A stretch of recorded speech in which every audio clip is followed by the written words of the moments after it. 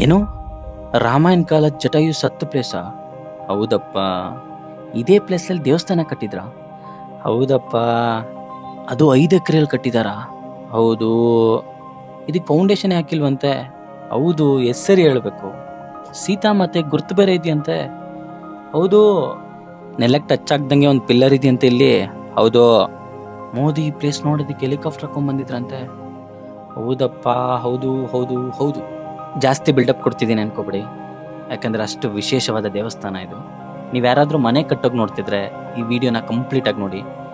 ನಿಮಗೆ ಒಂದು 10-15 ಹೊಸ ಐಡಿಯಾಸ್ ಬರುತ್ತೆ. ಯಾಕಂದರೆ ಟೆಂಪಲ್ ಕನ್ಸ್ಟ್ರಕ್ಷನ್ ಆಗಿದೆ, ಶಿಲ್ಪಕಲೆ ಆಗಿರ್ಬೋದು, ಚಿತ್ರಕಲೆ ಆಗಿರ್ಬೋದು, ಕಟ್ಟೋದಕ್ಕಿಂತ ಮುಂಚೆ ಅವ್ರ ವಿಷನ್ ಆಗಿರ್ಬೋದು.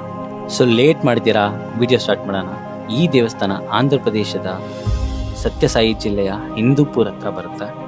ಈ ದೇವಸ್ಥಾನದ ಹೆಸರು ಲೇಪಾಕ್ಷಿ ಅಂತ. ಸ್ಟಾರ್ಟ್ ಮಾಡೋಣ.